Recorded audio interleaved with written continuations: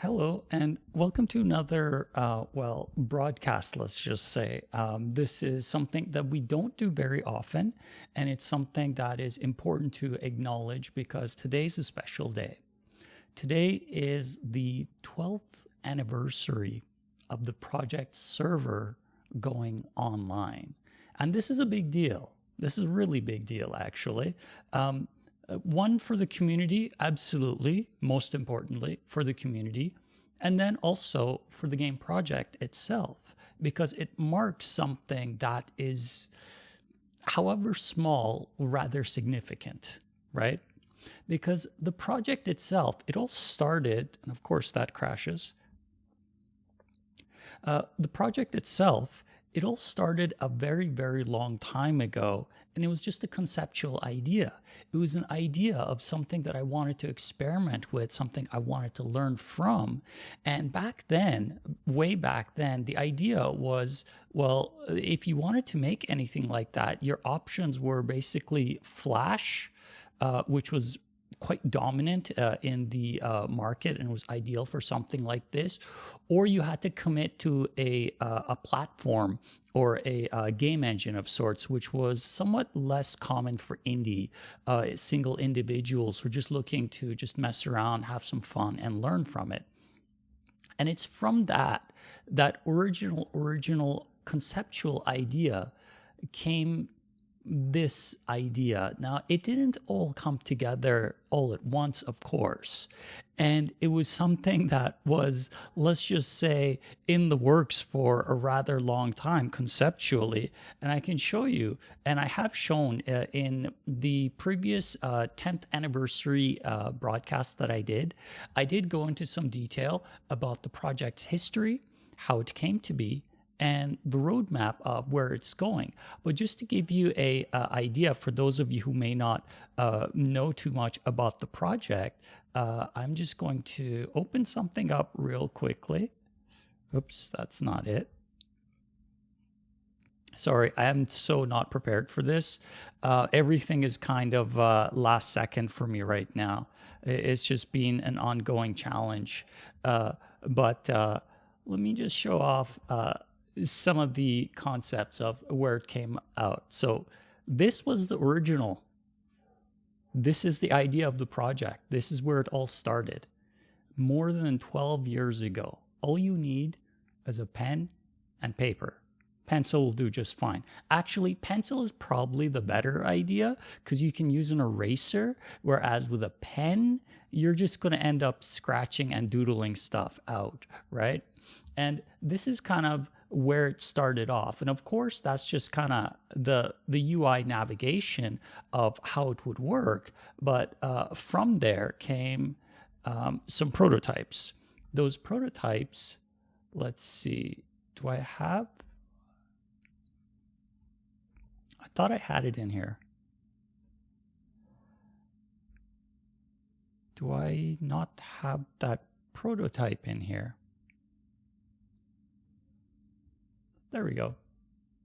So this was one of the first original prototypes of the game. And that's all my original fantastic artwork. And what you can do is you can give directional input and you can move around. That's it. And you can go right off the screen, way all over the place, including over the UI interface and stuff. This is one of the earlier prototypes of just positional movement on a grid. And I know it may not seem like much, but it was a pretty big deal back then. And it's something that's still quite relevant to today because it illustrates the conceptual angle of perspective and movement on a grid and how it was calculated in terms of position. And it also shows something that, there's more stuff behind the scenes, let's just say, that isn't really noticeable at first glance. But once you look at it a bit more clearly, that eventually turned into this. Now, it came a long way. It's not something that just happens overnight. But this turned into that. And you'll see that today when I'm going to be jumping in, I'm going to be playing, because it's something that is worth showing. Oh, sorry, I forgot something. Give me one more minute. Like I said, I'm so not prepared for this right now. So I had a rather long work day as usual, and then from there came straight into quickly eat something, shower, get ready, and just jump into it. So it's been a bit of a long day. Where are we?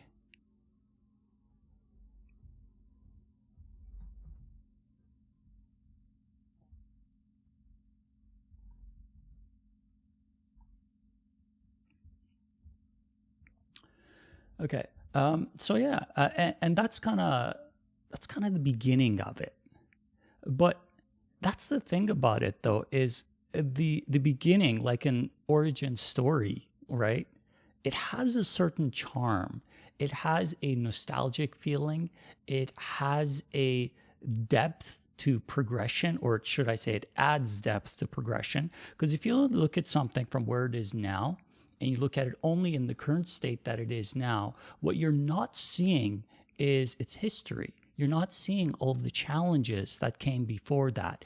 You're not seeing a lot of these things that made it what it is today, right? And that's important. That's really important to see that and get a better understanding of it, because when you see it in that way, when you see it behind the scenes, you get a much better appreciation of what it is and how it came to be. And that's something that I personally like to see in other things. Like there's, as an example, there was this show on TV way back on Discovery Channel when it was a thing, How It's Made, right? Because you don't really think about how something is made all that often that you use on a day-to-day basis until you actually get to see how it's made, right? And you get to see behind the scenes, the people who are involved, what they do on a day-to-day, the equipment they use, the overall process and everything that goes on behind the scenes of how something is made. And that's really fascinating to me, because this was kind of how it's made or how it was made and how it started to came to be where it is now. And that's pretty cool for me. And then there's a lot of other things as well that I could show, but I covered a lot of these things in the 10th anniversary video of the project. And oh, hi, Izek. How are you doing? Hope you're doing okay. I noticed there's some people playing in a game room. I absolutely want to jump in and play with you guys in a little bit. But I just want to cover a few things and just kind of talk a little bit about the project. And of course, this is a day about you guys, right? That's more importantly about you guys being the community of players who have been playing the game for a long time and who are still like relatively maybe not as active as before, but still somewhat active in terms of playing the game from time to time, which is great. And I really appreciate that, because part of the motivation for me to make something like this, of course, it comes from within, for my own desire to create and to learn and to share that. But of course, another important part of it comes from the community, seeing other people take something that I've made and share it with them, and for them to get enjoyment out of it and to be able to build a community around that. However small, it's still a very special community to play with, to be able to play online with. And you can see these are some of the members that have been around for a while. These names I know very well of players that have been playing since way back. And it's something that I enjoy seeing. I enjoy seeing familiar faces online playing, and it gets very challenging. Don't get me wrong. This is a very competitive when you jump into a game room. and you play within the game room itself, it is extremely challenging. And it's something that I'm actually quite proud of, because the game mechanics themselves, sure, you can say it's Bomberman, right? But it's not really 100% Bomberman. It's a rendition, it's an interpretation of it, which is really fun, right? It has its unique mechanics, like we throw popsicles, we chain explosions together. There's power-ups of different varieties that are, let's just say, non-traditional, but when used in the right way, it adds a certain mechanic to the game that's really interesting. And that's one of the things I also really liked about it, is when we first made this, when the game first went online, should I say, and I would step into a game room, I would just decimate everyone, right? Just completely obliterate everyone. I would go into a room of 8 people and just again and again and again, I would just win, right? But then over time, and this is something that is really interesting, is over time, the players, they got better and they got better and they got better. And over time, it got to a point where they started to be on the same level as me in terms of skill set, understanding the game mechanics, and being able to win. It came to like roughly 50-50 with some of the top players. And then after that, some of the players even surpassed me. And some of them happen to be in here right now, in that I really like that. The players understood the mechanics well enough, and they have the twitch response and the reflexes well enough that they surpassed me, and they're able to beat me majority of the time. Of course, sure, I still take wins here and there, but the players were able to surpass me and beat me, and that's something that I think is pretty cool to watch that as someone who makes games. And of course, from this is the predecessor. From this, right, comes this. This is the successor to what you see over here. Oops, I lost it. Over here. So these users, of course, are jumping into this game room, which I will be jumping into shortly. And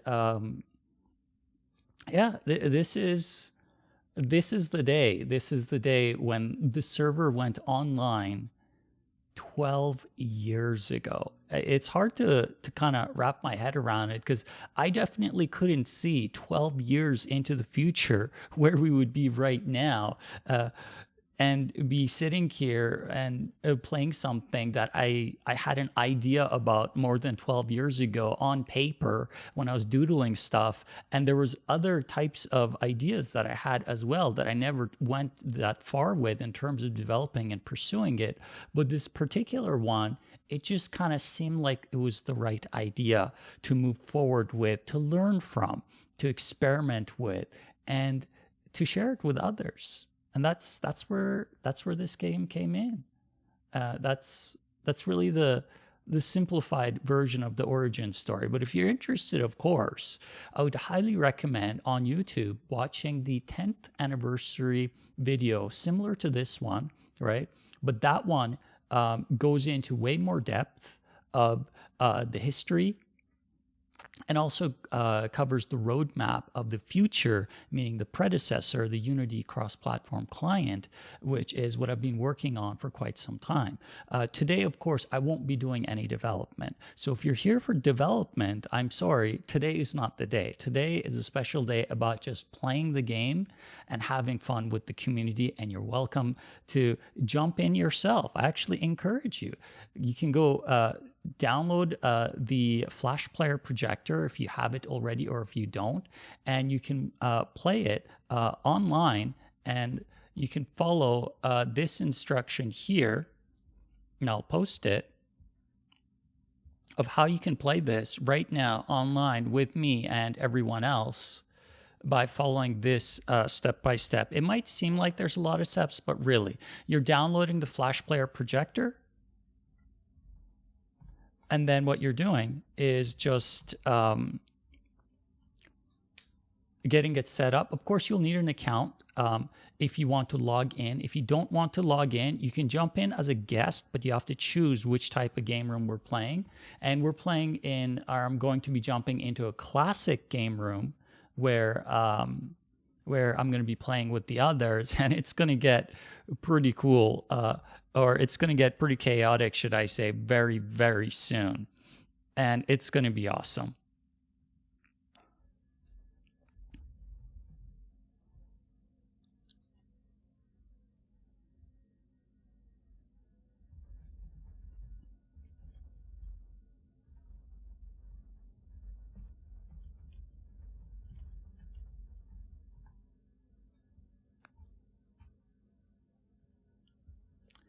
Okay, so with that said, what I'm going to do is I'm going to jump in. Oh, and of course, if you want to create the account, you just go to candysugarkingdom.com, the official website. You can easily find it on Google, and just create an account. And that account is what you'll use to log in, and you'll land here in the lobby, and you can just join the game room. Or later on, we'll likely be playing in the world for a bit. But I'm going to get my joystick set up, and I'm going to jump in and have some fun in the game room. Okay, so joystick is up and running. Okay, let's jump in.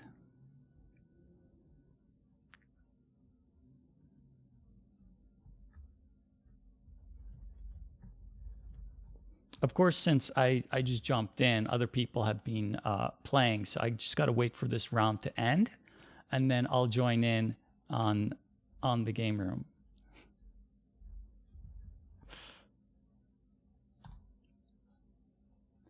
Okay. Now I'm quite rusty in this game. I have not been playing, or I haven't played this game in quite a while, but it'll be fun. It'll be fun. So of course, this game is about resources, collecting resources, and taking also resources away from others is an important part of the game. And the performance, of course, varies, unfortunately, because it's all vector graphics. So the performance of the game varies considerably.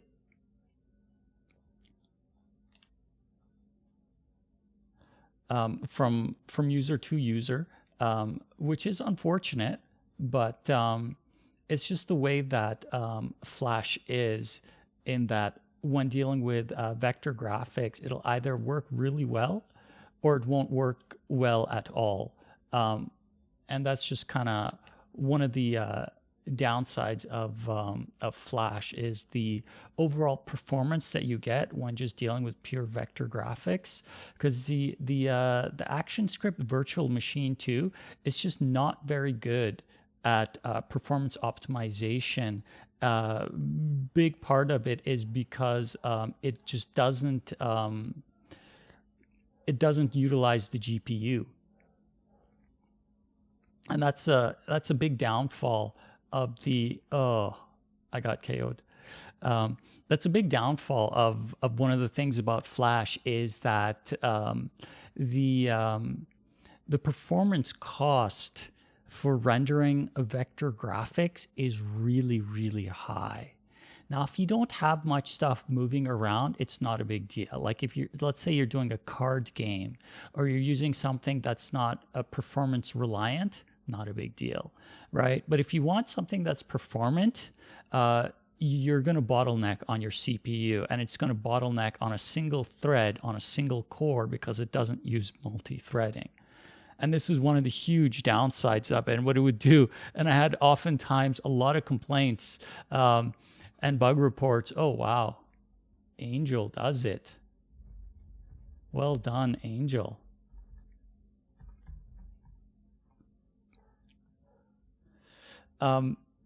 So what was happening was that it would overheat, because a lot of users were playing on laptops and lower end devices like 10 years ago.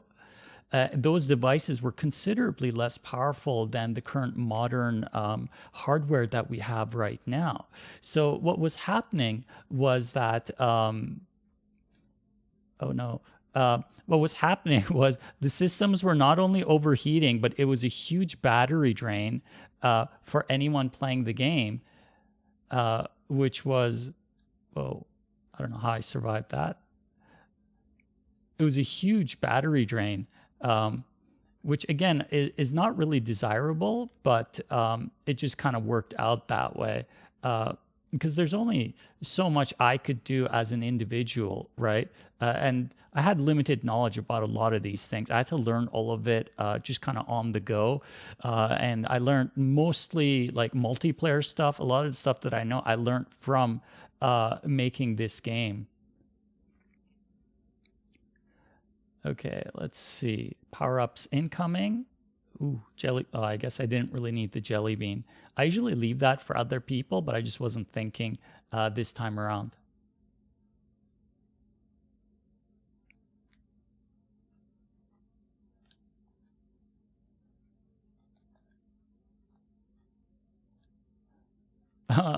It's really difficult to win. Like with players that know how to play the game, it's really difficult to win. Oh, popsicle. Oh, popsicles are like definitely what you want in terms of stuff that you want, but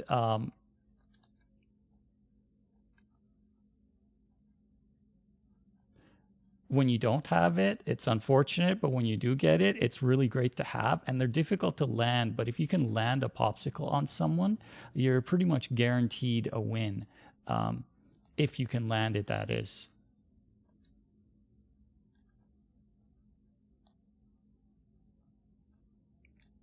Ooh.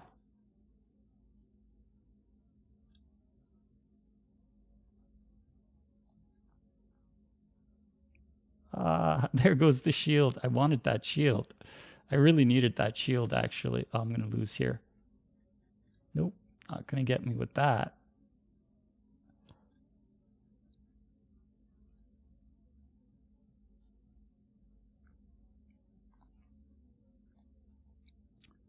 This one might end up being a tie. Angel is... Oh, took both of those. Wow, just mean. At least leave me one popsicle.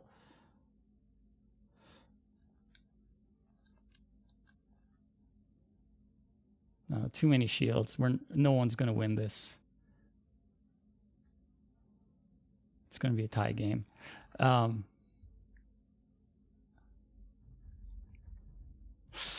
So that one tied, but it gets very challenging because it's about taking resources as fast as you can get them and also taking them away from someone else. Because if you let someone else build up a lot of resources, they're going to be difficult to defeat. But if you're able to take the resources for yourself right away and take it away from someone else, then you're doing good. Like right there, that person was too greedy. It was very obvious what I was going to do, but you can see I'm just taking the resources because I can and trying to put someone else in a difficult scenario where they're going to get knocked out.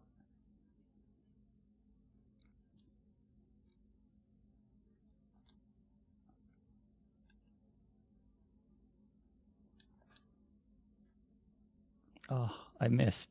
So close.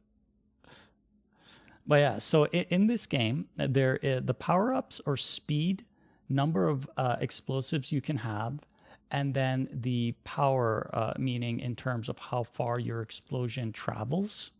The block, you can use it anytime. If you pick it up, it's like a free block you can put down at any time that you want. Then from there comes the other kind of power-ups. And one of them is speed, one being speed. Sorry, I'm getting confused. The other one, the pickup items, are popsicle, shield, and block. Block, you can use it anywhere to create a block. The shield, of course, makes you invincible for a short period of time, but you can't walk through stuff. You still are limited to the collider of the player. And then from there, the other one is the So you have block, you have shield, and popsicle, and those combined together make for a rather interesting game mechanic that is, oh, and I got knocked out just as I was talking. They make for a very interesting game mechanic because not only do you want to get those resources, but you want to take them away from someone else. And that's where the challenge comes in. And these players are pretty good. That's why like these rounds are going this long. Usually what would happen is you can tell right away when someone continuously gets knocked out at the beginning. They don't quite understand the game mechanics yet. You should be able to survive at least kind of like to the minute point, and then at that point is roughly when it starts to get more and more difficult if you haven't collected any resources. But if you have collected resources, then you're probably going to be in a better scenario. And this is the same mechanic that is going to be brought into the those are those moments where you're like, you know, clenching your keypad, hoping it doesn't get you, because you have to take latency into account as well. And latency, as we all know, is something that adds a significant amount of complexity from one player to another. And this is no different. Latency is, of course, a big factor because it's server authoritative, right? So you're not playing the game in the Flash client. You're actually playing the game on the server. The Flash client is just there to get you to, I was trying to get it before it got destroyed. But the Flash client is just there to display information to you. And oh, wow, I got knocked out. I didn't think about the chaining. So and there's someone getting frozen. But yeah, so popsicles are very dangerous when used correctly. And the explosives, they chain. There's a lot of these games that I saw back then that the explosions, they didn't chain. And I thought that took away from the game mechanic, because it's important to know that if you can link a chain, you can take someone else out with their own sequence of explosives that they're putting down. But if you can't link the chain, then you better be thinking about what is connected to what in terms of the chain to kind of think about. And that's why you see everyone kind of move in this grid pattern where you move, you stop, you move, you stop. That's you thinking about what can I do and what are they going to do? Where am I safe and where am I not safe? Where's the key items that I want to go pick up? What's the item of higher value is usually the one that everyone funnels toward when it comes out. Like for sure, popsicle and shield are the high value items. So anytime they come up, you'll see someone going for it, which is perfect to use it as a bait. You can bait someone with these items so they think they're going in for a pickup, but really they're going into a trap. And then there's some interesting traps that are more difficult to do for higher skill level players is to use the block trap. So because the block goes one position in front of you, but if you use it correctly, oh wow, QWERTY Bob with the win. QWERTY Bob. Well done, QWERTY Bob. I saw that. That was pretty good. That was pretty good. And it's so easy to get caught off guard and miscalculate a chain explosion of the objects that link to each other. So it's something that you need to really consider. Like right now, I totally took that person's power up, just as I'll do with these individuals. And that's because taking away resources is just as important as obtaining resources. Uh-oh. Oh no, I'm toast. There's no getting out. Once you're frozen and there's an explosive next to you, you're done. You're just not going to survive that. And it's that easy to get knocked out. And yeah, that's an important part of the game, is just understanding the mechanics. Unfortunately, the performance, even me myself, I'm definitely experiencing some latency and some frames per second loss, because what you guys see is 30 frames is what I broadcast at. But really, what the game is trying to do is it's trying to run at 30 frames, but even then it's not really running at 30 frames. When there's a lot of explosives and effects going on, especially the effects, it'll definitely run considerably slower in terms of frames per second. Sometimes it'll dip down to like even half that, like around 15 or so. But the new Unity client, though, since we're going to be using GPU and CPU, it's going to run so much better. And the target frame rate is going to be 60 frames per second. And there will be some user settings and whatnot. Wow, Mr. Magic.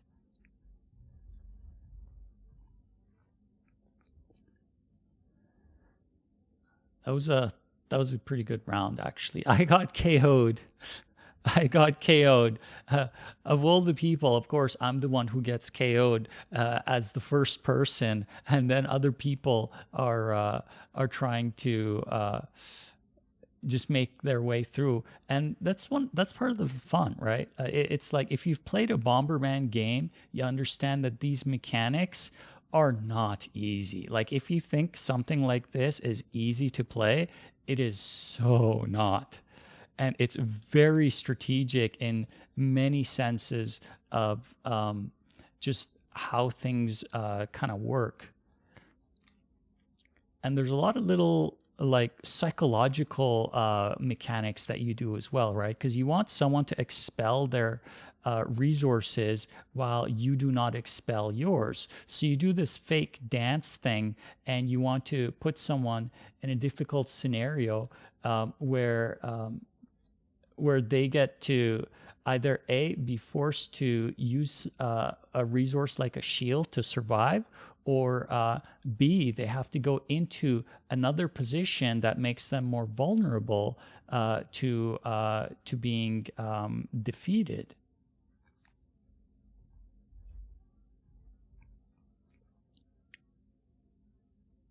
And of course, there's a teams version as well. You can play blue team versus red team, which is highly recommended if you can get some people together and play. Oh, almost. If you can play blue team versus red team, it's actually really fun to play. Oh no, got me. See, you could see that it snapped back. That is latency right there. And there's nothing I can do about that. Honestly, as the developer, latency is latency because you're playing it on the server. So that user, like what I'm seeing is you're always playing against the history of another person, right? And you have to keep that in mind, is because the server is the real time. The history is the user giving in their movement, position, directional action, whatever, right? And then from there, wow, QWERTY Bob, I have yet to win a game.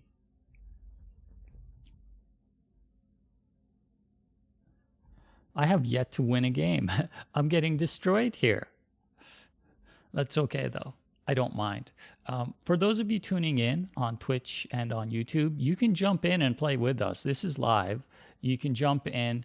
You can just put an account together. Of course, you'll need to follow the guide of how to download Flash Player Projector and play the game. But you're welcome to jump in and play.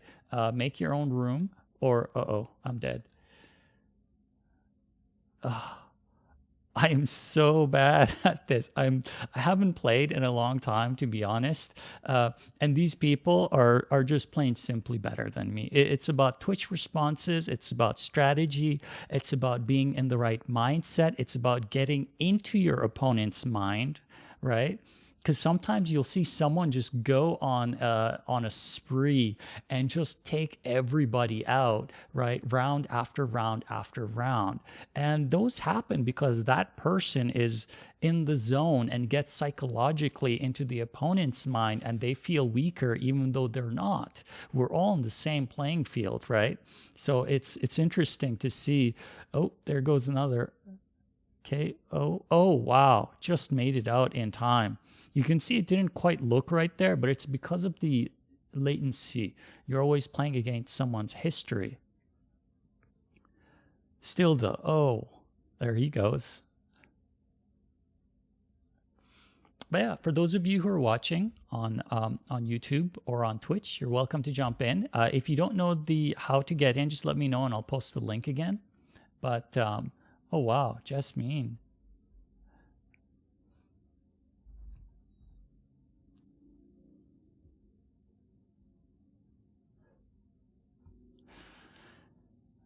I remember, so back in the day when this game was first released, there was no login. Everybody had the default character, which is you see that one person have kind of like the protective suit with a pointer thing sticking out. Everybody had that initially, and even still, because it was new at the time and it just came out, right? It was at its peak. There was so many people playing and it was so fun, and that's really what makes the game. Oh no, and there I go again. Oh, my strategy just isn't. It's difficult to focus. Let's be honest. To talk and to play the game, it is difficult strategy wise to get in there and try to win. And to be honest, these guys are playing better than I am. They really do deserve the credit for what it is that they're doing. Like you can see for yourself, right? I don't believe the sound effects are coming through. I don't think they are coming through. Either way, there are some sound effects. Let's see. If I do this, let me know if you guys hear desktop.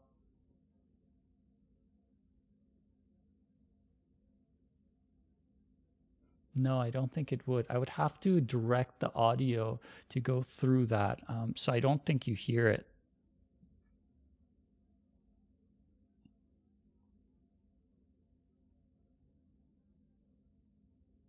No, you don't. I don't see it going through the stream. Either way, there is a popping effect. I am playing music only for myself in the background. I'm not broadcasting the music because I don't want to get flagged. It's something that I have to be consciously aware of. So I do listen to music personally every time I'm broadcasting. Every time you see me broadcasting, I listen to all kinds of music. But yeah, I just don't push it through the broadcast because some people currently audio isn't going through. Hi, Akinian. Hello and welcome to the broadcast. Currently, audio isn't going through. I think you're referring to the gameplay audio. Yeah, that is. It's not being directed through right now. I'm not sure. Like, I didn't have enough time today to properly set everything up for this broadcast, so the gameplay audio isn't going through. The only audio you're hearing is my is really my you like my commentary. Thank you. I appreciate that. I'm trying to do the best that I can, but it's. Let's be honest, it's quite fun, but I'm just getting destroyed by these people who keep stealing my popsicle. Like I need popsicles too, right? Like you got to share or don't. I mean, you don't have to share. And just as I say that, there's a popsicle and someone else takes it. Ooh, popsicles are so scary. Oh no. Just as I had a shield too. I just didn't think I would need it, right? It's because taking latency into account when you're playing is difficult because latency, it's not always consistent, right? And what I mean by that is not just the round trip of the packet of information going from the client to the server processing it and synchronizing all the users. When you're dealing with TCP/IP socket connections, you have to also take into account ACK. ACK, which oftentimes you would use, like if you're doing C programming. In the old days, what we would do is do a TCP no delay, meaning that do not hold onto this packet, send it right through. So this comes from the legacy days of the dial-up modem. When the dial-up modem first came out and the internet came out, you wanted to reduce the number of packets as much as possible. So what you would do is try to condense them. So the delay, the ACK delay, I think was something like half a second to quarter to half a second. So what it would do is it would sit there and it would buffer a bunch of packets together. So then it would just send one longer packet. One, you would have only a single packet header. Two, you could compress the packet and get better compression, so less information going through the bandwidth pipe. And from those days, it never really got changed. TCP/IP has been present, and it's something that Flash has had a challenge with for a long time. And what you could do, and what we were doing back in the day, back in the Windows XP days, is you would go in and you modify your Windows registry to bring TCP, the ACK delay, down to you bring it down to 0 seconds, which means immediately send the packet. Or the other option was to fill up enough information that it would meet a certain requirement, and then the packet would automatically just be sent because of the sheer size of it. So that was the two ways you would get around it. But what's happening now is my actions of what I'm doing, they're being slightly buffered on my side and on every single person, every single client that you're seeing. They're all being buffered slightly, up to 250 to 500 milliseconds, and then it's being sent over the internet. So then you're dealing with the actual latency of the packet traveling from the individual client, game client, to the server. Right? So you take that into account, that's quite the bit of latency. So it's a miracle to get what we have. Oh, popsicle. Yes. Oh, yeah. I got a popsicle. Watch me get knocked out without even using it.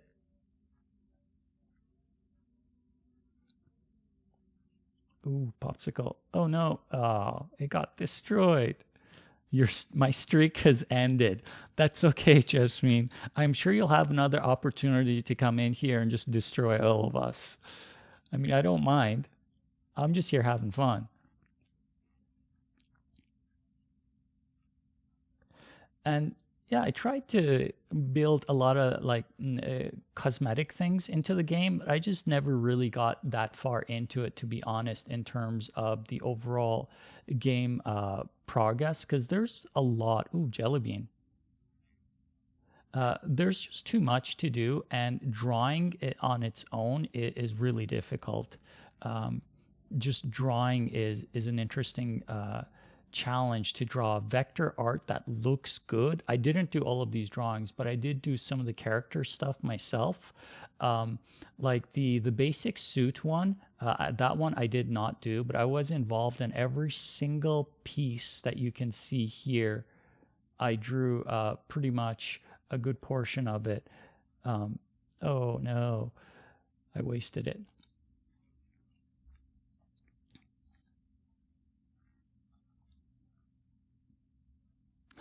Put a block, destroy it, get another block.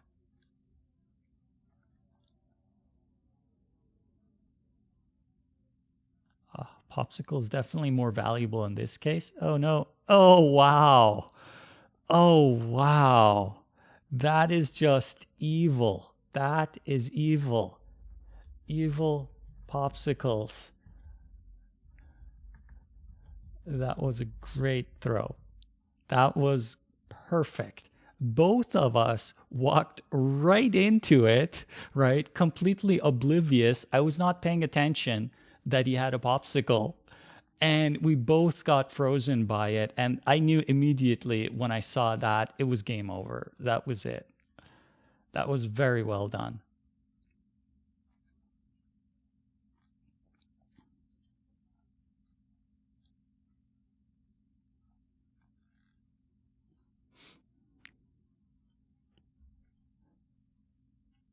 Oh no, she took my power up.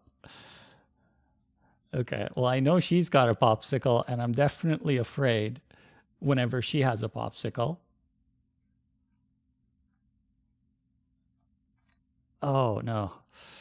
So close. Just when you think you're out of the way, that's the thing is you think you're out of the way, but once you take into account AC and latency, you're not in the clear. You're so not in the clear, which is unfortunate, but it really adds another level of challenge to the game, which is quite fun because we're all playing pretty much on the same even level, right?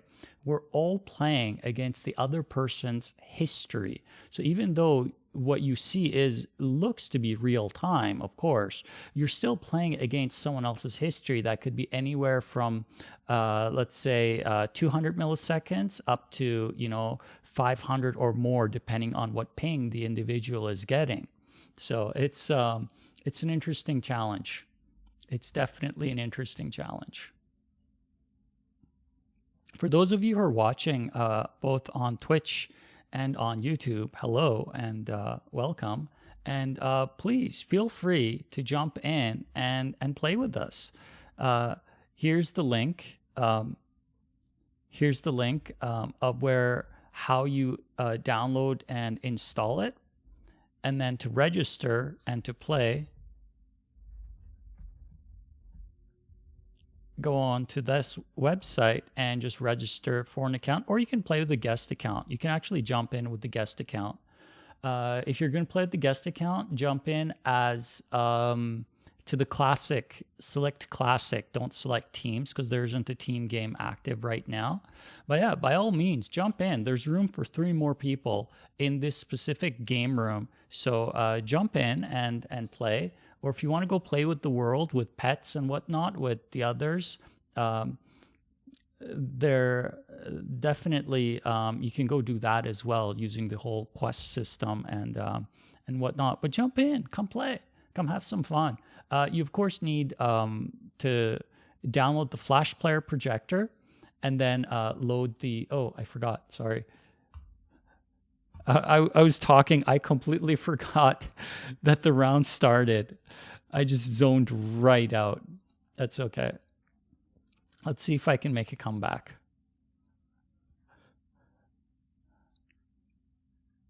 Okay, so these guys definitely got more power-ups than I do, but we'll see about what I can do.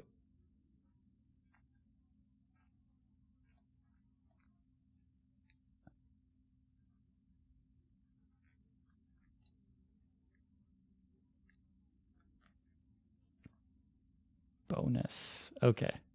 Now I got some power-ups.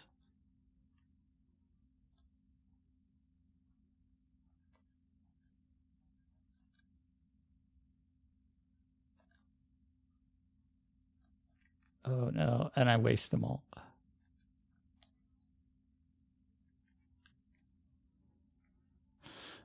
Oh, hello, Moshi girl. Haven't seen you online in quite a while. Uh-oh. I thought I was going to be dead right there. That was close call.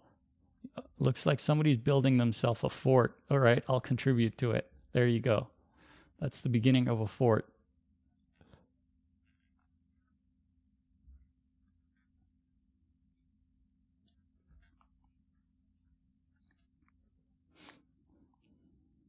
Yeah, it's great seeing the players that haven't been playing with. Uh-oh, I'm toast. Oh wow, I lived. I lived.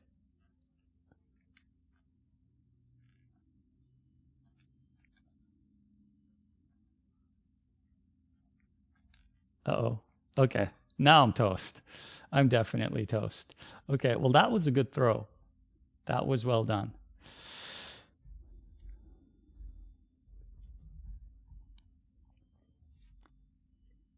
Yeah, Mr. Magico. Oh, I'm hitting the mic. Sorry. Yeah, that's what happens. This is so this is one of the downsides of Flash. If your CPU is not quite strong enough, you will lag. Unfortunately, there's not much I can do. And this is part of the reason why a lot of users play in the smaller rooms, is because if you're, it all comes down to your CPU. It's all about the single thread, single core horsepower. If you have that, you can play. If you don't, then unfortunately, the more users that jump in, the slower your system gets, and the more it impacts your FPS.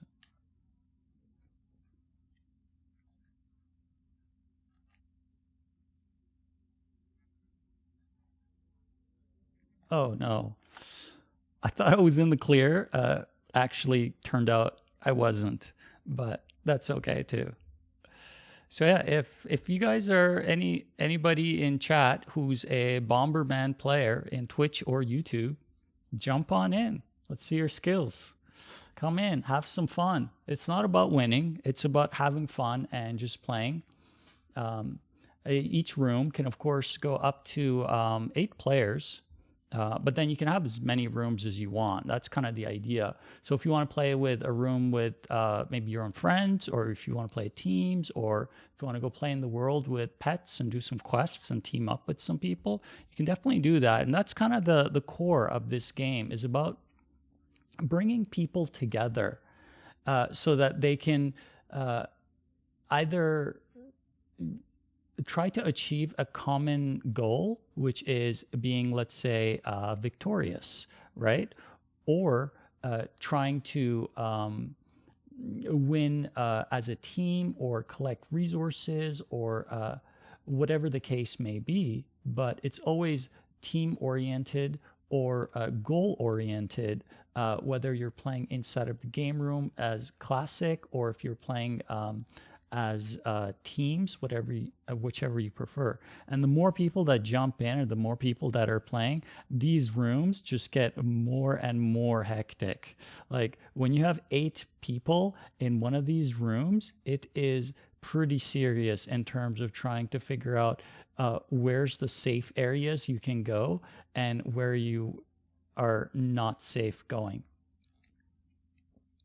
And you can see me just kind of zipping around in the middle. I'm, of course, being somewhat careless, but we're also waiting for the 2-minute mark. So the 2-minute mark, we get power-ups, and then the interval of the power-ups increases more and more as time progresses. So it's something that is something we're all mindful of in terms of how the game. That's why you always see this move and pause pattern. It's really interesting. That took a shape entirely on its own. Oh, I missed all of them.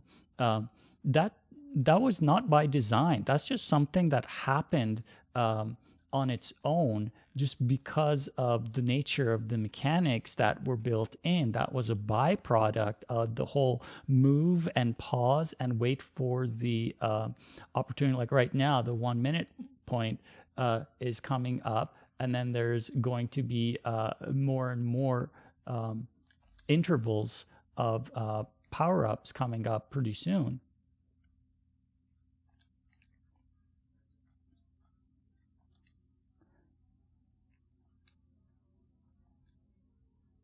Oh no. I didn't think about that. It's really easy to miscalculate. So for those people who keep surviving and winning, you guys deserve it. Absolutely, you deserve the win, and you should be happy with it. But of course, if you're not winning, I mean, it's not the end of the world either. There's another round, less than a couple of minutes away, when you can jump in and just start playing again.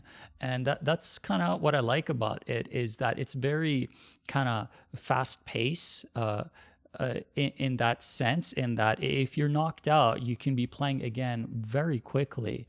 The only downside here that I see really is just the performance. Really, that's it.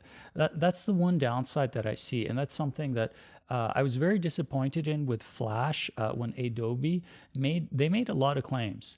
What was the one of their sayings was, I think, uh, build once, deploy anywhere.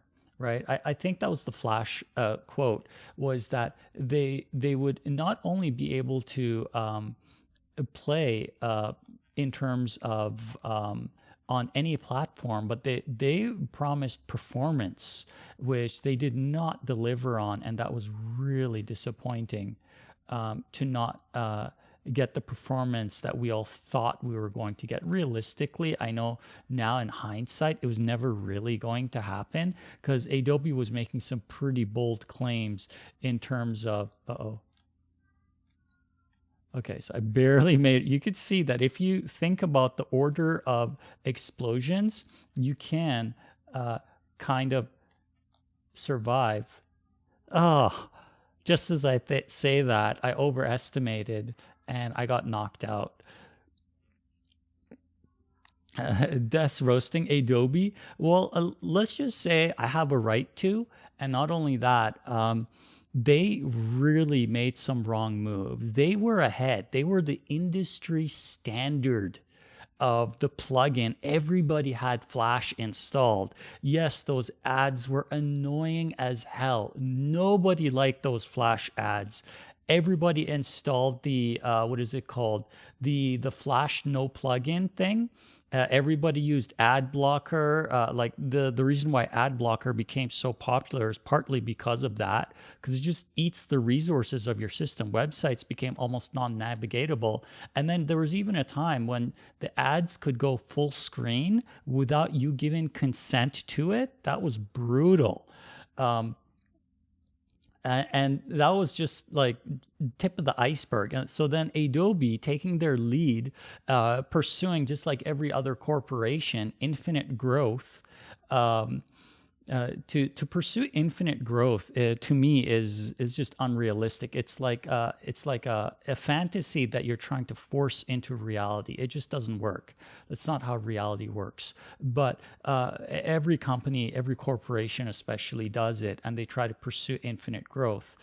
So what they were doing is they pretty much capped out in terms of their market reach, and they started to see degradation in their returns. So they wanted to capitalize and continue to have infinite growth, which again is impossible. But that's what their goal was. So what they did then is they started modifying their terms of service, and they started going after the Facebook gaming industry, which was at the time really huge. So if you guys read up on that, what they were doing then is they put into their clause of their disclaimer that if you make over X amount, they can take a percentage of your yearly revenue. You're entitled, or sorry, they're entitled to your revenue, which is completely absurd. Like no one would willingly do that. That just doesn't make sense, right? It was never something that was agreed on. So how can you justify that when it was never agreed on or made clear in the first place, right? So they started going after those big companies that were making like the big money, like $100 million, $1 billion kind of companies, and they were taking them to court to try to win in a legal point of view, and it just didn't go well for them. It just was not good in terms of the outcome that came from it. It just really put a bad image on Adobe, and then they just continued to move forward more and more. Oh no. Okay. Well, looks like it's down to the two of us. I'm not so sure I can win this. Angel is quite scary.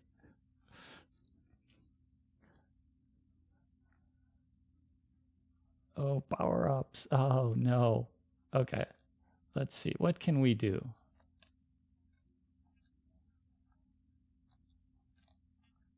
Okay, so I tried to go for the block thing. Oh, no. Popsicle. I'm getting away from that. That's for sure.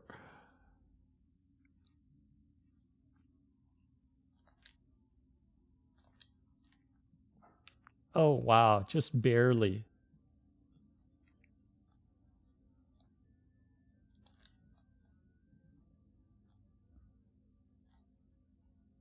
Oh, What? How did I miss that? Okay. Well, either way, good job, Angel. Well played.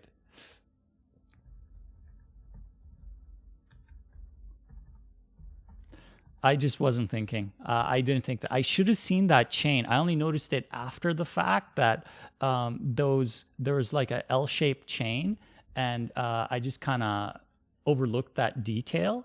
But you can see more players that jump in, the more fun it is. Honestly, it's way more fun with more players. And it gets a lot more crazy as well in terms of the game room, and you have to really think about your positioning and where you position your player, and where you can where it's safe to go, and definitely where it's not safe to be. But you have to be careful too, though, because anyone can take your safe spot away from you in a fraction of a second, and you're going to have pretty much no time to respond to it. So right now, all the power-ups, of course, are consumed. So we're waiting for the 2-minute point. But at this point, if you can knock somebody out and someone miscalculates, it can happen. It can happen very easily. So we're always trying to find a safe spot, but at the same time, deplete someone else's resources so that you can take those resources, because it is a resource collection game, really. It comes down to the resources of what you have and what you can take away from someone else. And having more resources, of course, is more valuable than having less resources.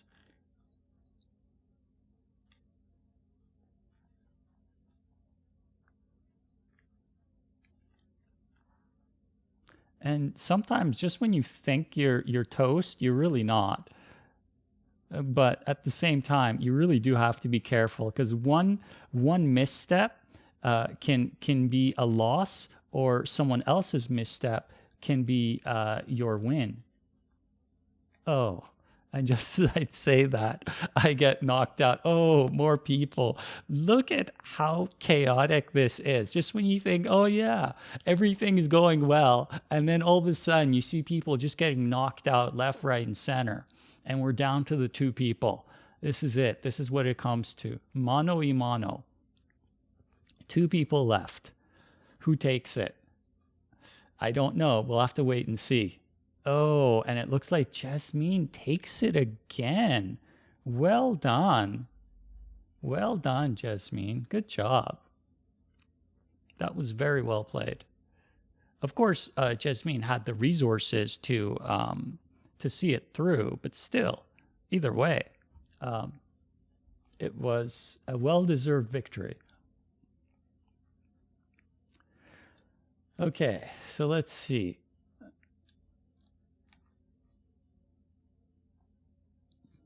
Ooh, popsicle.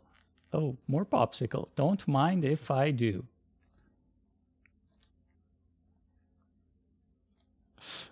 Popsicles are some of the worst bait that can be, honestly. You think, oh yeah, sweet, popsicle. And then all of a sudden, next thing you know, you're toast, right? It's like, wow, how did you go from I'm doing good to I'm toast in almost no time, all thanks to popsicles. They're so evil.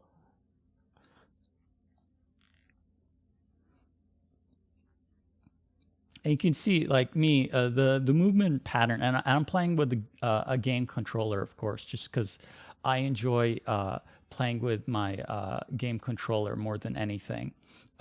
There's a certain movement pattern. Once you play enough, you can kind of see, kind of like almost like a swarm pattern, where all the mines kind of converse onto certain locations or run away from certain locations. So it's got a really interesting mechanic in that sense, in that you think you're safe, but really, are you though?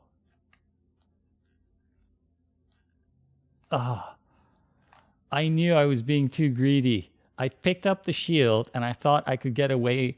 But again, latency and AC are 2 things are very difficult to take into account. But that's okay. That was my own doing. Again, for those of you who are watching on Twitch or on YouTube, you're welcome to jump in and play with us.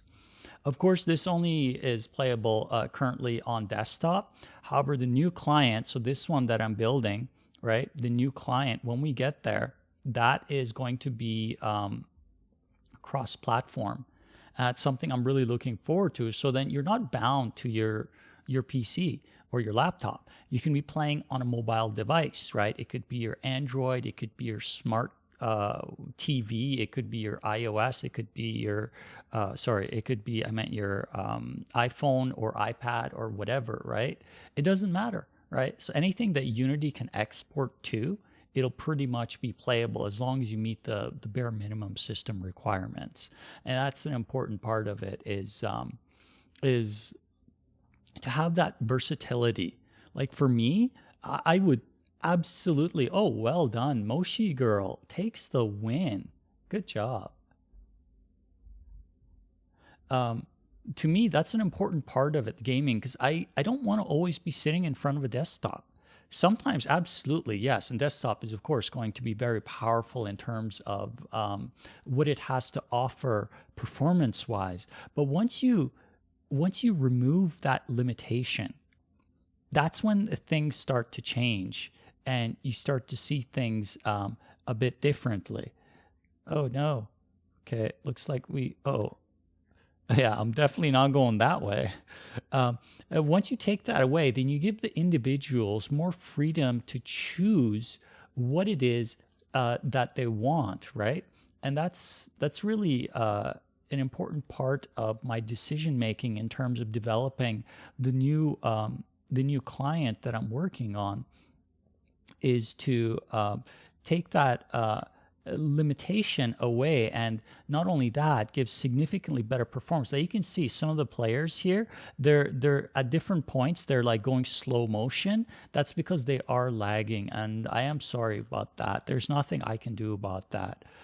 It just comes down to your system just not being able to render as fast as it can. And really, it's your CPU. You could have the best GPU in the world right now, and it's not going to make even the tiniest bit of difference in terms of, oh no, in terms of frames per second. But if you have a CPU, even one with an integrated a GPU of any type, it'll do just fine. The GPU is irrelevant, because vector graphics in Flash entirely use your CPU, and all on one thread of a CPU too, right? So if you had, let's say, multi-thread, like you could have a Threadripper, like 32 CPU threads, and it'll still only really play on one. And if it bottlenecks on that one, then the other 31 don't matter.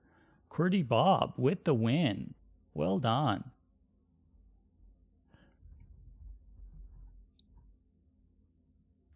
Takes out 6 people and won. That is a decisive win. If you're thinking in terms of Mortal Kombat, that's pretty much a flawless victory right there. It means you took out every single person and you did it without even getting a scratch on you. That's pretty impressive.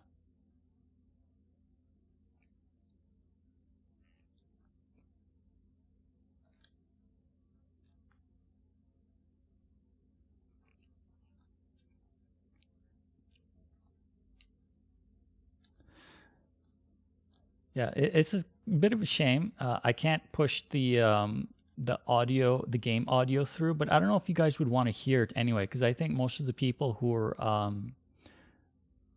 watching are also in the game room listening as well, which is why I'm not typing as much, because I think you guys are, for the most part, just listening in, whether it's on Twitch or YouTube. Power-ups, shields are very welcome. Okay.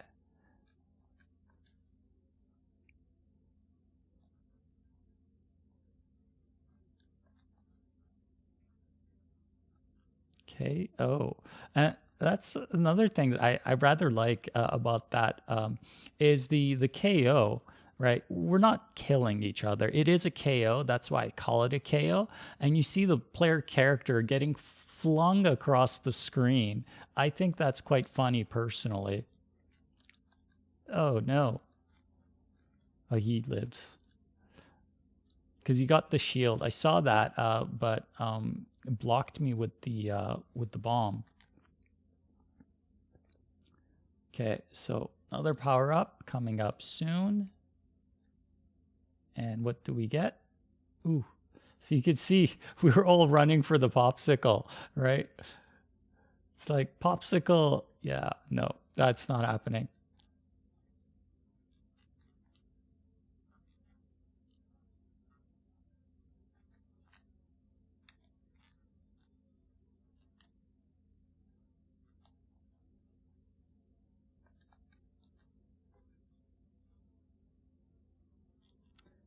It's down to the two of us.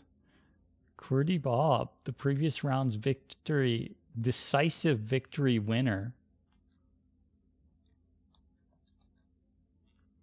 Oh, Jelly Bean got destroyed. That's unfortunate. Nope, that's not going to happen. Ooh.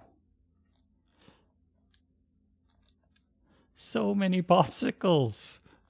Take that. Oh, I got a popsicle on him. Oh, wow. I actually won a game. I won a game. That's remarkable. I won a game. Yeah, the reign of popsicles. Yes, that's exactly. Hey, you give me that many popsicles, I'm going to share it with you guys. Of course, I'm going to share. Why would I not share the popsicles with you, right?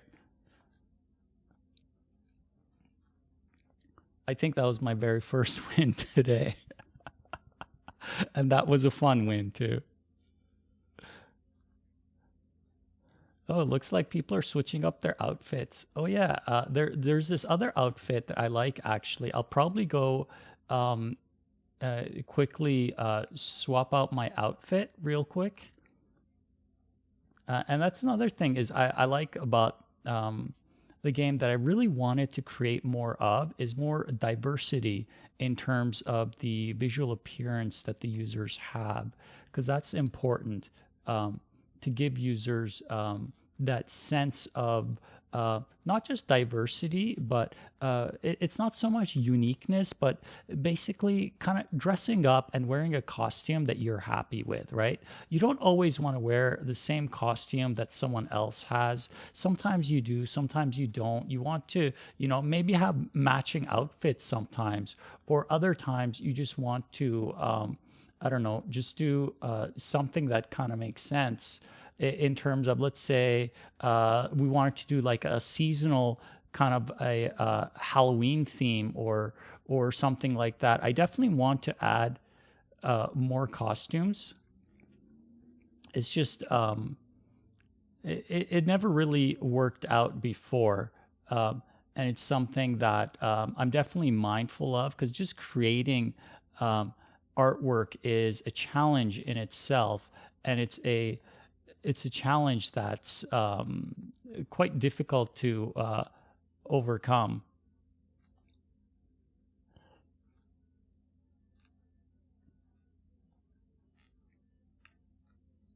Oh, I was being greedy. I knew it was not a good idea. Either way, that was a good game. I knew better. I was being greedy. I went for the power up thinking I could get away with it. And I still had two shields and I lost with two shields. I could have shielded and picked up the item, but no, I was being greedy. And we all do that too, right? Every single one of us, we do that.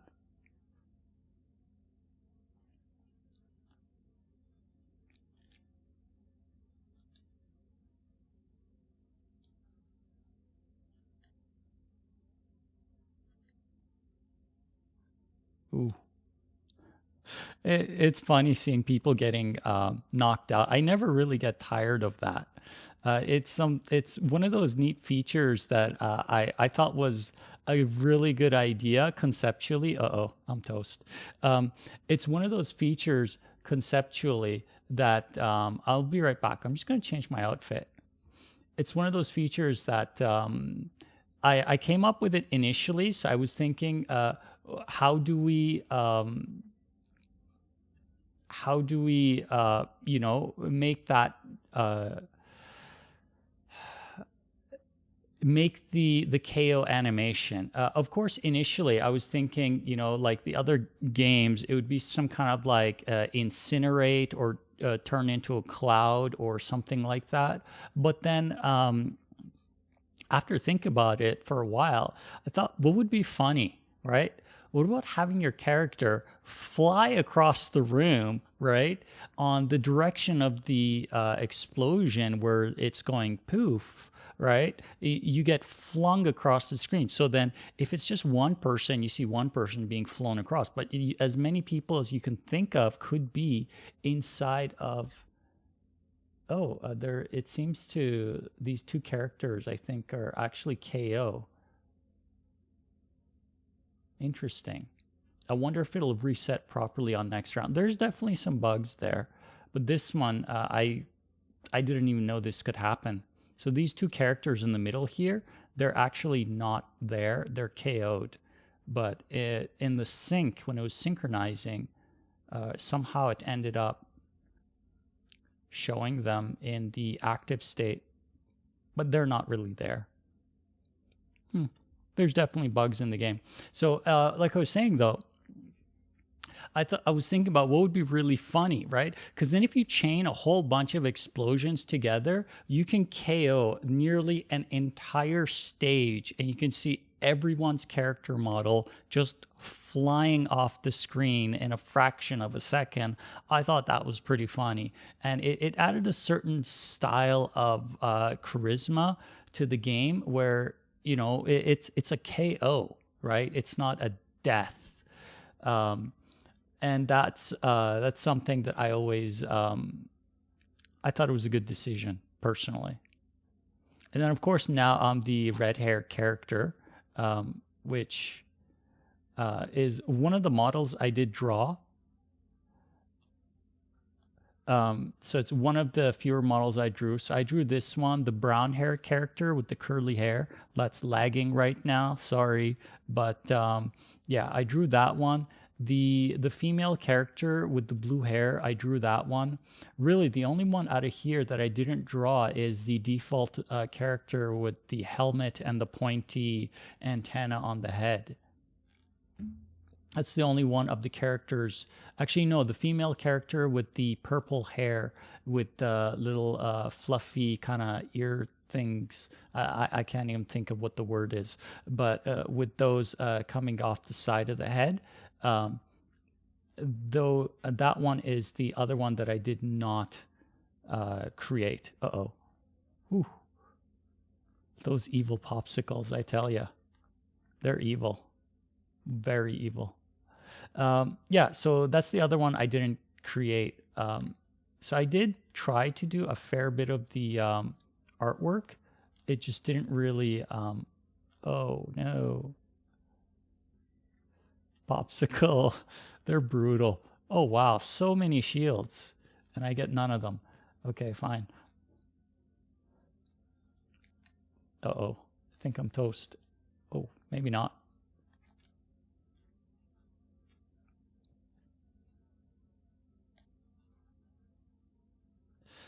Yeah, so I definitely wanted to draw the characters in a certain angle of perspective. It just didn't really work out quite as well as I would have liked, but I'm still quite pleased with it. Like ultimately, I think it turned out very well, and I'm looking forward to the new client because then. Excuse me, I'm approaching the artwork a bit differently, and oh, not sure what happened there. So I'm approaching it a bit differently in terms of it's both going to be pixel art.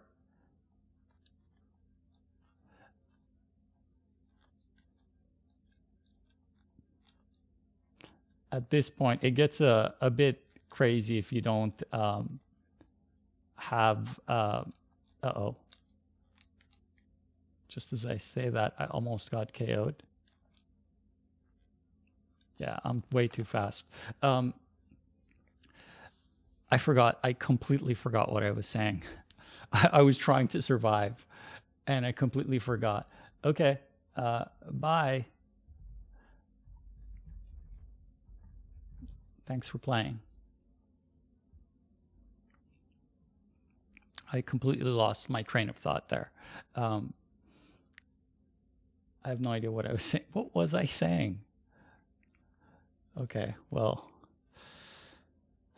anyway, I think I was talking about the artwork though. I really want to approach things kind of a little bit differently because now with pixel art, the style of the artwork is going to change a little bit, of course, because it's pixel art and it's no longer vector art graphics.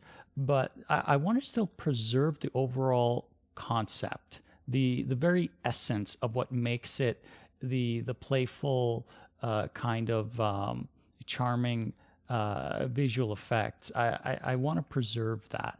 And that's going to be really interesting because I've yet to create character artwork. I tried numerous times with finding an artist, whether it was on Fiverr or Upworks or whatever it's called right now, and so many other places. But it's really difficult to find someone. It's actually, sorry, it's very easy to find someone who's an artist that's gifted.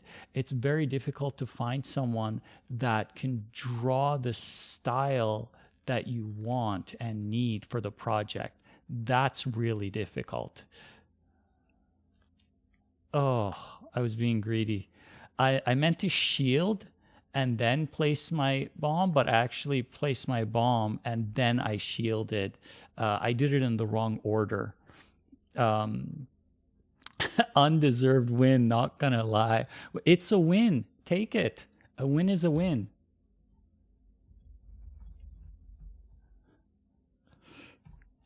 There's no shame in that.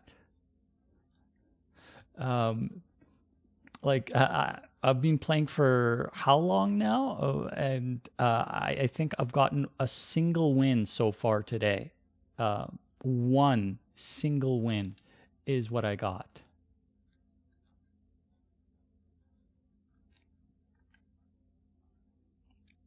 And then, of course, there's the completely other type of gameplay, which is the pets and the world. Wow, so many popsicles. Quite dangerous. There's the pets, and that's another type of gameplay that's really fun. And it never made it that far, or should I say, I never made it that far. I didn't make it that far into the development of the pet combat engine because that was quite complex in terms of the different abilities, what they do, how to use them, make it fault tolerant, but at the same time try to balance out the values of what they do. And then you need artwork, you need animations, you need different pets, you need all of that stuff.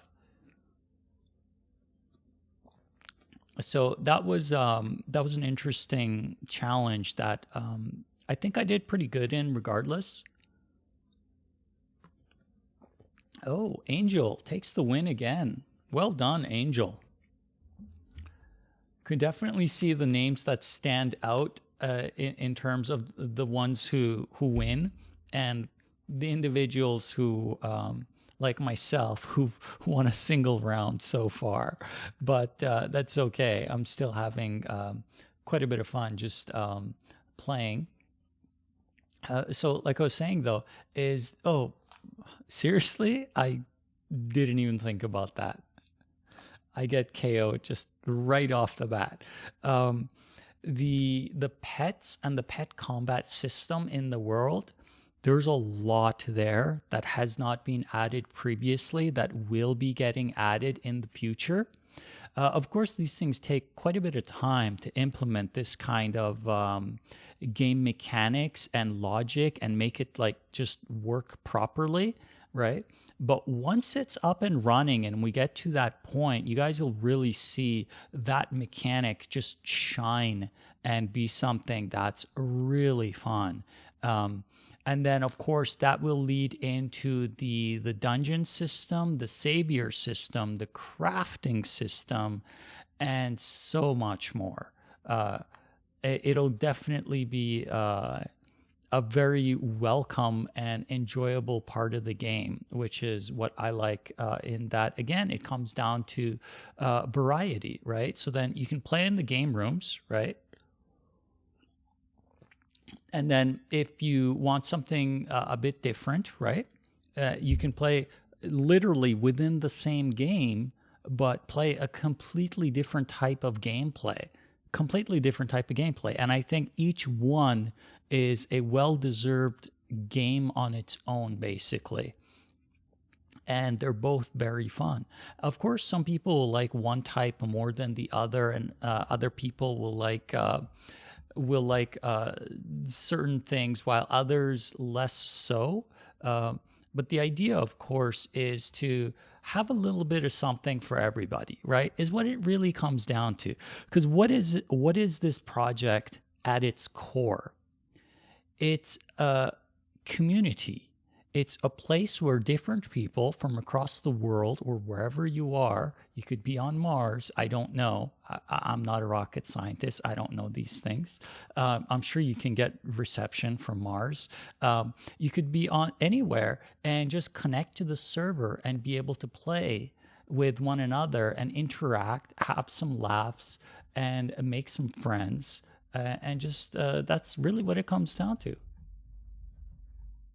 It's just about having fun.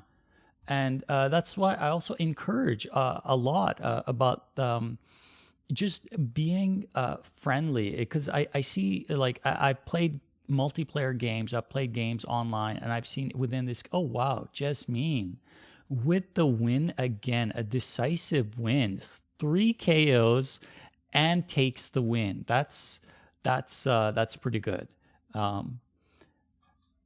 Like I was saying, though, is that the way that these multiplayer games are fun isn't because of the game. The game is a mechanic. It's, I guess, in a way you could say it's a gimmick. It's something that brings you together. But what makes it fun, hands down, is the people. That's what makes multiplayer games fun.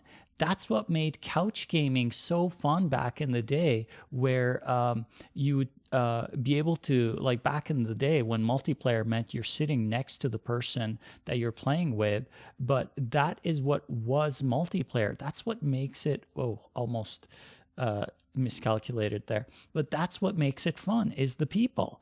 The game itself is secondary. The number one thing that makes a game fun is the people. That's why if you go into a multiplayer game and there's no one playing, no matter how good the game is, it's not going to be fun. But if you go into a social community environment where everyone is being active, they're being polite, they're being respectful, they're being considerate of one another, that in itself is so much more fun. And it doesn't matter. Oh, I'm dead. It doesn't matter at that point what the game is. If it brings people together, then it's succeeded in what it is and what it does and what it brings. And that's really important. So I've always said to a lot of users who are like, oh, well, I can't find someone to play with. It's not about finding someone to play with. It's about organizing a time of what works for you, what works for another. When you see someone online or someone who's new, go up to them, say hi. That's the starting point right there. Hi is perfectly acceptable in any language, in any country, in any background. You go up to somebody and you say hi, and you just start a very basic conversation. Do you want to play together? Or do you need help with anything? Or do you have a question? If you're a senior player, for new players, you can guide them, right? You can kind of mentor them, and that mentoring brings the individual up to your level, and it creates this bond. And this bond becomes a chain link in the social community of what the community of that game has to offer for other players. And it sets a precedent. And setting that precedent, Angel, well done. Angel taking the win. And that precedent is what brings other people in. That attracts other people like gravity, right? If you're welcoming, if you're considerate, if you're thoughtful, and if you are the type of person that is genuinely interested in other people, right? Then you can make friends very easily, and you can make something enjoyable for someone else. And that's really important, because that's part of the fun, is making it fun for someone else. Because if you're in the game to just kind of troll, which is, it's funny, let's be honest, trolling is kind of funny. But after a while, though, trolling takes its toll on the individuals and on the community, because trolling, it always starts at one place, but it always comes down to one-upping the other person. Trolling never stops, because it's always about escalation. And before you know it, and I walk right into another popsicle again. Trolling always leads to escalation. That escalation continues to go up to the point where it breaks friendships, it breaks communities apart, and it results in people doing what's called as disruptive behavior, which is a nice way of saying all kinds of negative things that users do online and comments that they say. And then it gets reported to someone like me, who then has to come in after the fact, try to figure it out, and then piece it all together. That's not fun. It's not fun for anybody. But you can stop that right at the beginning and make it fun for everyone, including yourself, by just going up to somebody, saying hi, being genuinely polite, and it just makes it an overall enjoyable experience. And that's what I like about multiplayer games. It's something that I try to encourage. It's something that I think we should all try to improve on, because no matter what stage of it you're at, there's always room for improvement. Even me, sometimes I catch myself not thinking about something that I said, and I'll make not like a negative statement, but something that I could have worded better, or I could have said better. I'm guilty of that 100%. We all are. And it's something that, oh, wow, I'm just getting destroyed. I'm so getting destroyed. It seems like a fair number of the people are kind of taken off, and I think they're going into the world and playing with their pets. Maybe we could do that for a bit too. Would you guys want to go to the world for a bit and just maybe do a boss or something? Because I'm not going to be online for that much longer, unfortunately. But I would maybe like to help with you guys, do like a boss or two if we can, before I log off. Would you guys want to do that? And that way we can go in and just play with our pets.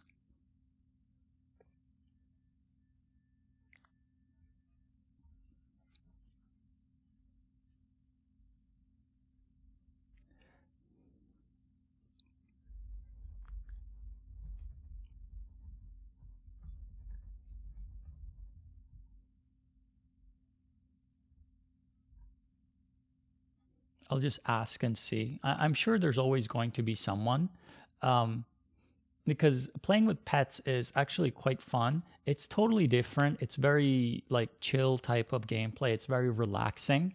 Um,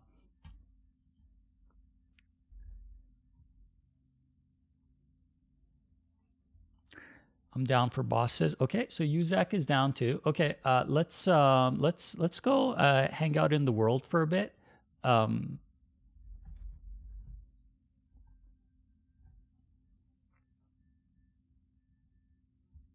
So thank you for the games, guys. That was really fun. I enjoyed that. I'm going to world, going to summon my pet Cheesy Puffs, and I'm gonna go hang out and wait by Daisy for a little bit and see who wants to come play in the world part of it. Okay, there's Moshi Girl. Yeah. So yeah, this is the world part of it. For those of you that'll be watching later on YouTube, and for those of you who are just watching the broadcast that maybe not know about the project, this is the boss, or sorry, this is the world part of the game, where what we do is we summon our pets, and we go to one of the bosses and team up and try to take out one of the bosses. Let's see.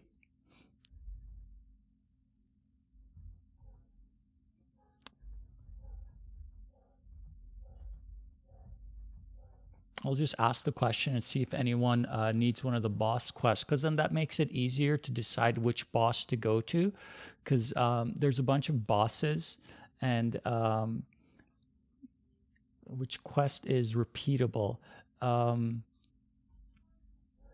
The end quests are repeatable monthly. So that would be the Bronze Knight, if I recall, and the ending bosses to get the magic capsule. Where's the quest giver? Now that I don't recall, unfortunately.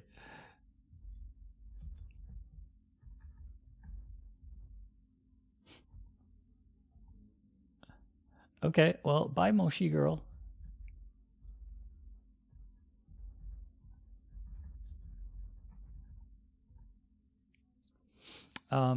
So yeah, what we'll do is we'll make a team. So we'll party up, and we can go up to 4 people. And then we'll go battle one of the bosses. So I'll hang out in this area for a little bit. Oh, is it Leon? I honestly don't recall. It was so long ago, I don't remember the quests, because I view the game very differently than you guys view the game. I will never see the game from your point of view of the game player.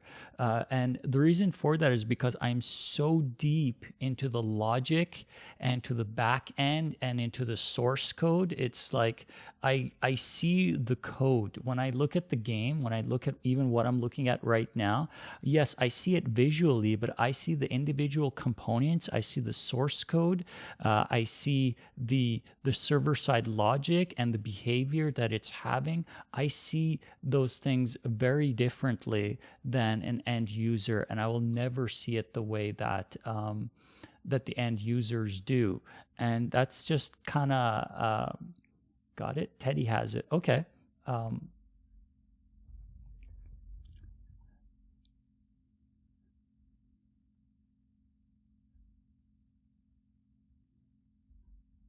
Okay, so we need somebody to be the party leader. If nobody steps up, I will invite.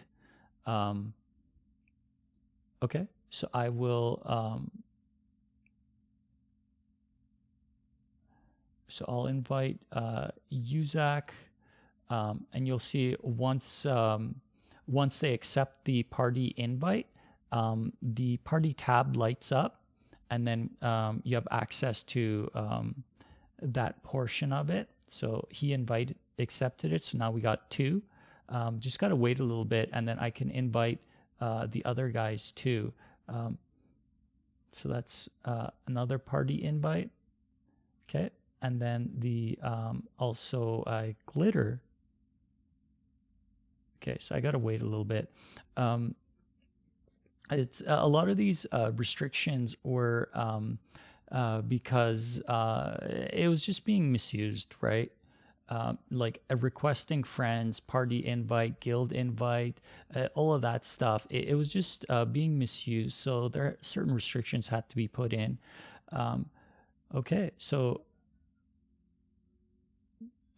can we have a cookie like your pet? No, that's a special cookie. It's made by me, and it's very special. And I'm not going to share it. No, it's a special cookie.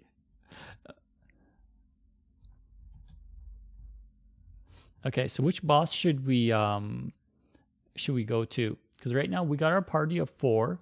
I don't know about how strong we are. Oh yeah, no. Uzak's good with Raindrop. I don't see Glitter or Angel's pet. And then we got Mr. Magico. Um, so I can be the support slash healer kind of. And then Ankle Breaker looks like okay. We can still make this work. Ankle Breaker has a bit of room for yeah, no, I think we're good. Okay, so which boss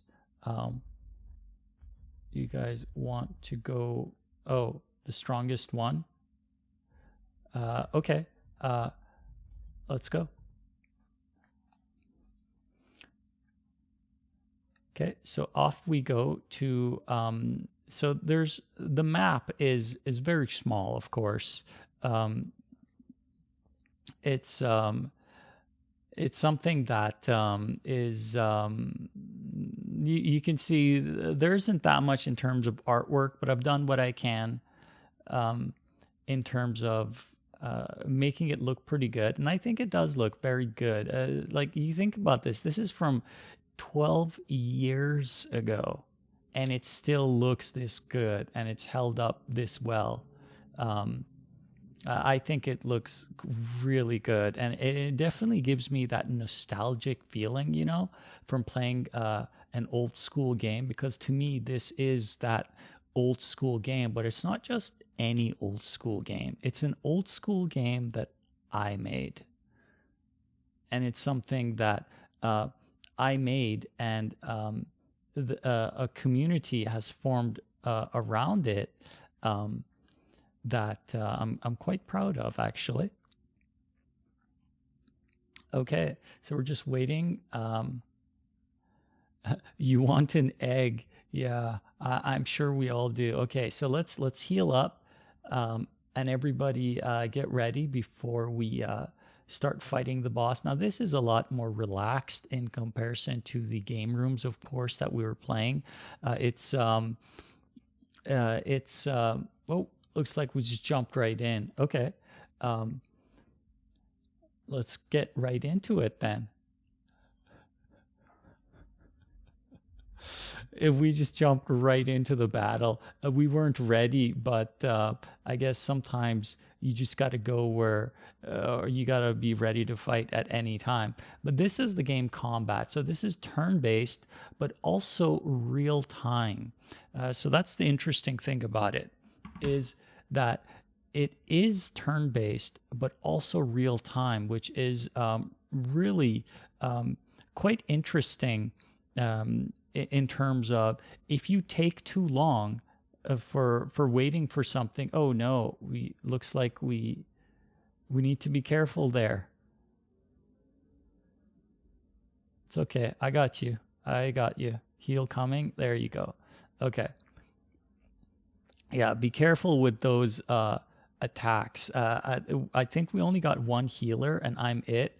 I don't know if I can sustain this. Yeah. Okay. So we already got one down. We got one down. I don't know if we can do this, guys. I don't have enough healing. I don't got enough healing power to do that. I only got one heal, but it's kind of like you know it needs time for it to come off of cooldown, and I'm healing you guys as fast as I can, but realistically, every time it's basically going on or coming up from cooldown, I'm using it, and of course I take considerably less damage because I have a lot of health, and I have pretty much the best items you can ask for at this time. But it's it's the goal is to keep your team alive, right? And I'm trying to as best as I can. So I'm trying to be both healing and a damage dealer. But so far we got the Bronze Knight down by about half. So I think that's pretty good in terms of where we're at so far. And generally you want to focus your damage onto just one opponent, right? You don't want to kind of split your damage, because the sooner you take out an opponent, the better off you will be in terms of, because then their damage gets cut in half, and you only need to be concerned about one more opponent. Oh, we have another healer. Okay, I didn't realize that we had two healers. Then how did Ankle Break get KO'd so quickly? I thought we had. I'm not sure what happened. Or maybe that pet just doesn't have much in terms of health, because I think the items were not bad, but the health maybe was a bit low. And it's just kind of as a result of that, kind of gets KO'd too early, or really easily, should I say. I don't know.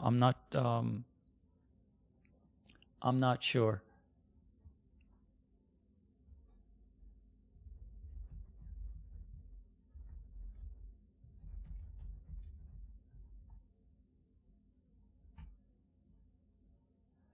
Uh, but yeah, so when building out your pet, and I intentionally did this by design, is to allow you to make the mistakes. And by allowing you to make the mistakes, it gives you the opportunity to learn. And that's really important, because the sooner you learn how to build a pet, the sooner you're able to build more stronger pets. And the pets come at varying different kinds of rarity and value, and strengths and weaknesses and all of that, right? So it's important to learn how to build a pet, because the pet, like, you can take a blue jelly, which is the first pet you can get, and you can build a pretty good. There's 3 healers, really. Oh wow. You can take a blue jelly and you can build out your blue jelly pet to be something that is kind of a force that is to be respected, right? Or that same blue jelly, or even you can take the pet that I have, which is the hamster. You can take that one and you can build it in a way where it's not so great, right? And that's something that can easily be a mistake that's commonly made. But then what I try to do is, every time I present an opportunity like that to learn, I present an opportunity to be able to correct it, right? And that's where the magic capsule comes in, right? The magic capsule is a very powerful item in the value that it provides. It's quite difficult for obvious reasons to get, and it's going to be very valuable. Always, it's going to be extremely valuable. Whoops, didn't mean to click on that.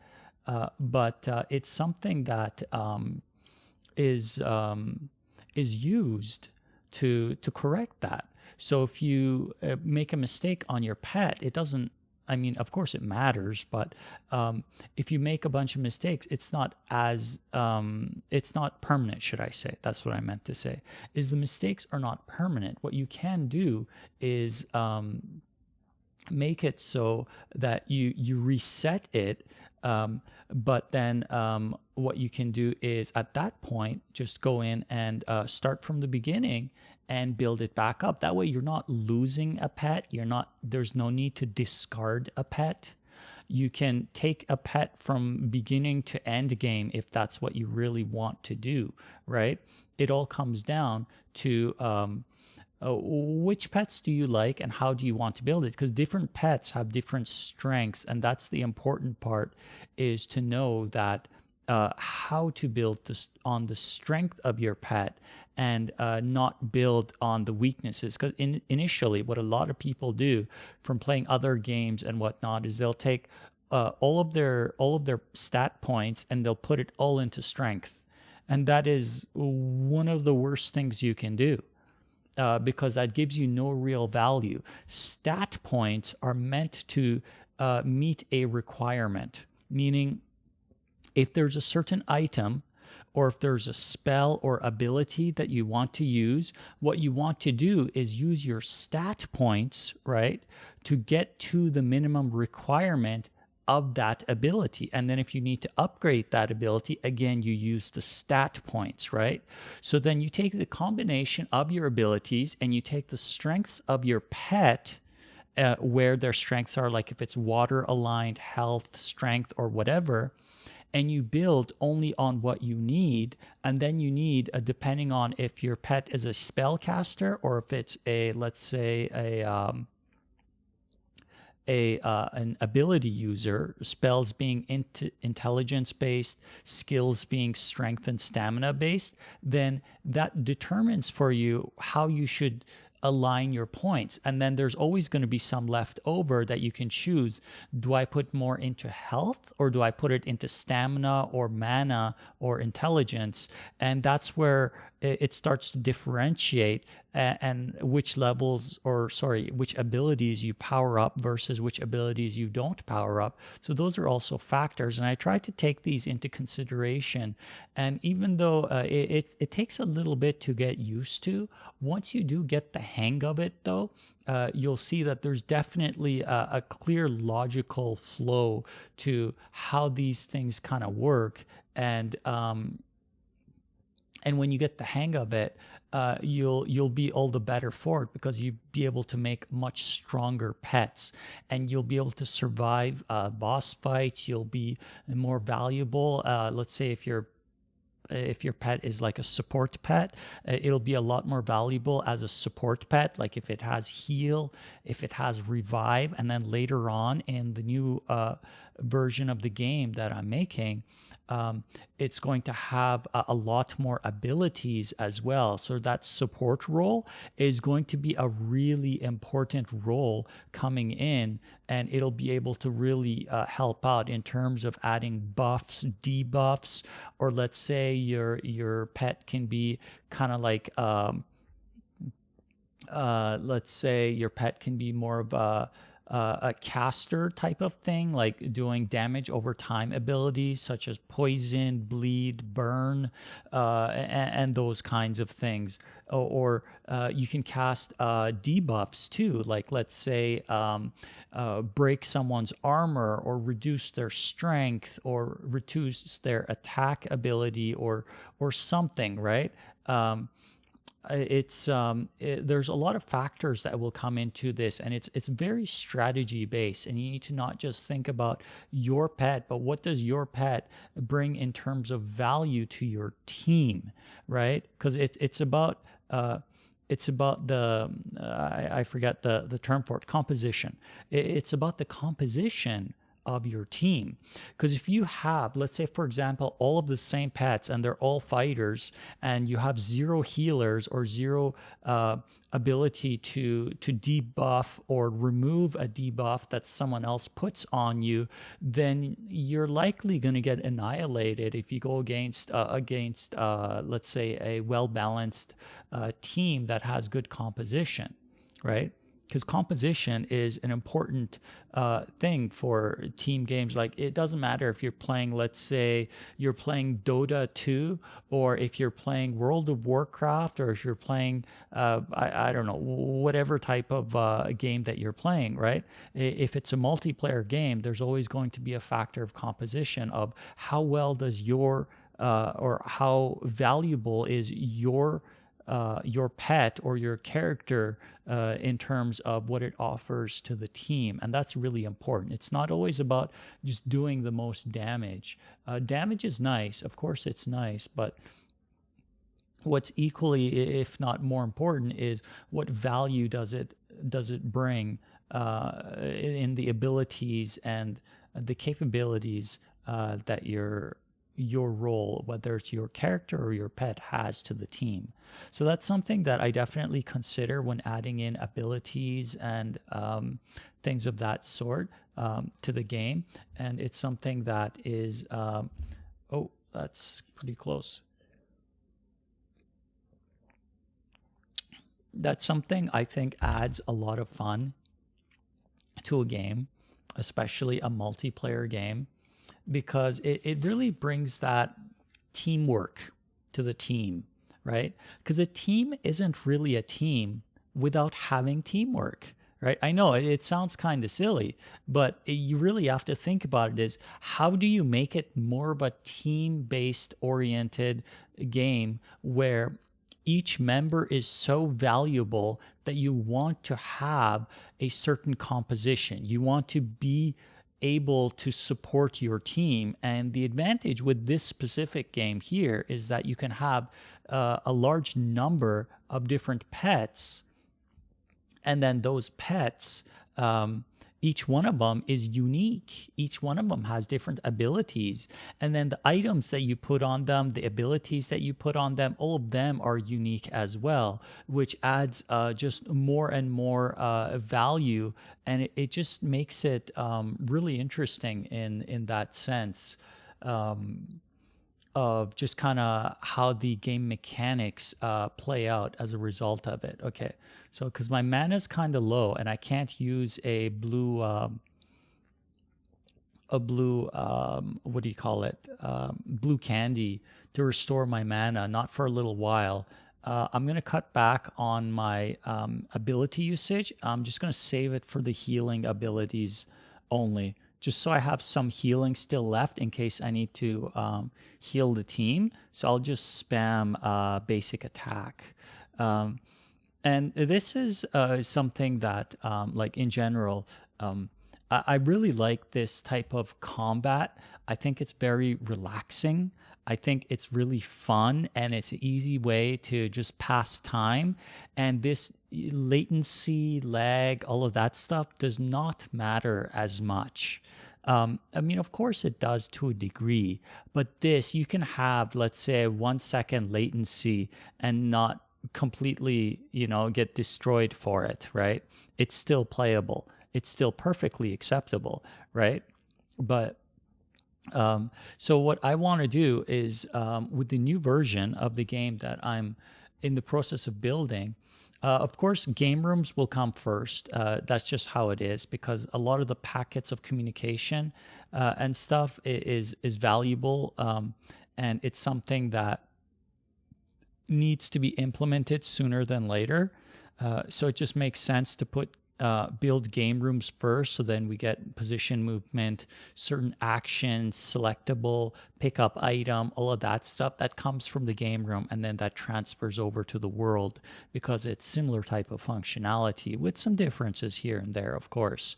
But then what happens is, from there, once game room is ready, then I can shift my focus to the world, and then some of that logic already exists. And because that logic exists, then I can go in and just build up on it and build more of it, and just try to build more of the kind of logic that is more versatile, let's just say. Because I generally like to make logic that is versatile, in that you can kind of use it in more than one area.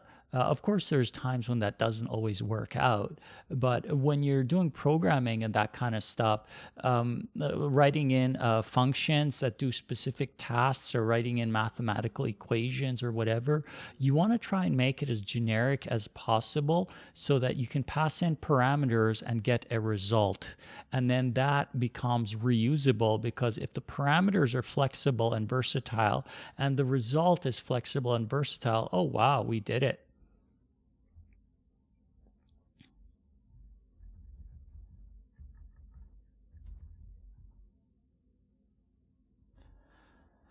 And there is the boss. So that is, of course, the final boss of this game, as it is currently. There are other bosses, but in terms of boss fights, that one is the current final one in how far the game has developed. Um, and it's something that we'll continue to build on over time. But that'll be for another day. That'll be for the new client, should I say.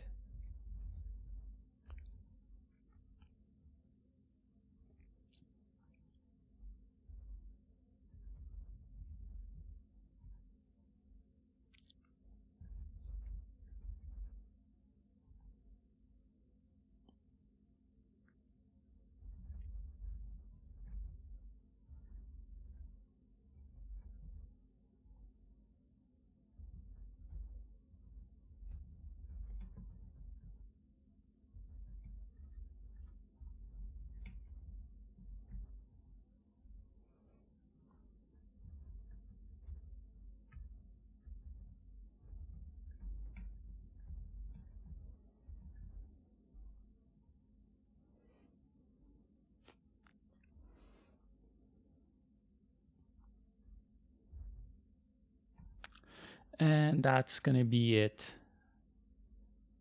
um, for today. So I hope you guys enjoyed this broadcast. It was purely gameplay, um, and it was a celebration of the community.